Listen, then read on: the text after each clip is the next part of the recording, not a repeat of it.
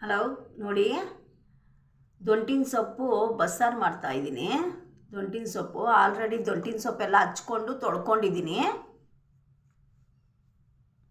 ನೋಡಿ, 1 ಕಪ್ಪು ಬೇಳೆ ತೊಗೊಂಡಿದ್ದೀನಿ ಈ ಬಟ್ಲಲ್ಲಿ.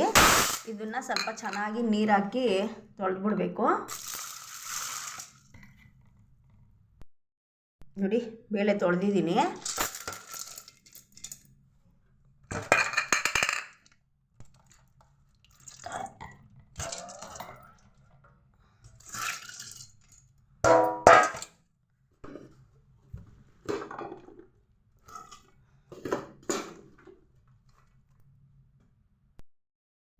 ನೋಡಿ,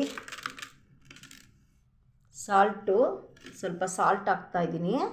ಯಾಕೆಂದರೆ ಕಲ್ಲುಪ್ಪೇ ಹಾಕ್ತಾಯಿದ್ದೀನಿ ನಾನು, ನುಣ್ಣುಪ್ಪು ಹಾಕ್ತಾಯಿಲ್ಲ, ಪುಡಿ ಉಪ್ಪು ಹಾಕ್ತಾಯಿಲ್ಲ. ನೋಡಿ, ಸ್ವಲ್ಪ ನೀರು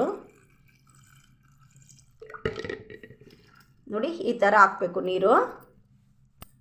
ಇವಾಗ ಗ್ಯಾಸ್ ಮೇಲೆ ಇಕ್ಕಿದ್ದೀನಿ 1-2 ನಿಮಿಷ ಚೆನ್ನಾಗಿ.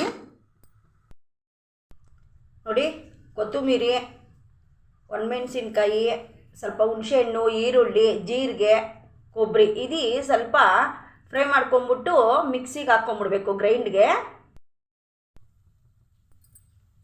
ನೋಡಿ, ಸ್ವಲ್ಪ ಆಯಿಲು.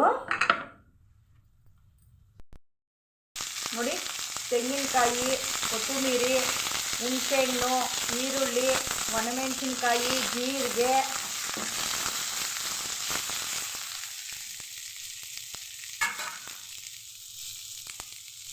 ನೋಡಿ ಸ್ವಲ್ಪ ಖಾರದ ಪುಡಿ,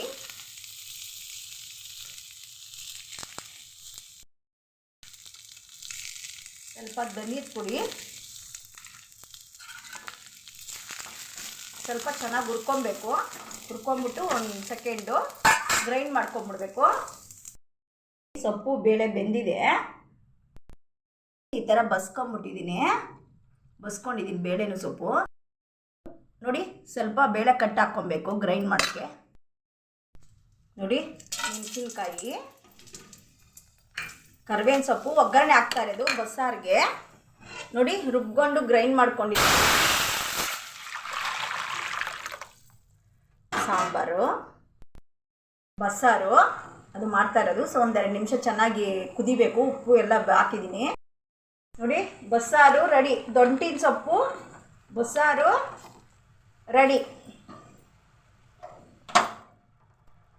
ತುಂಬ ಚೆನ್ನಾಗಿದೆ.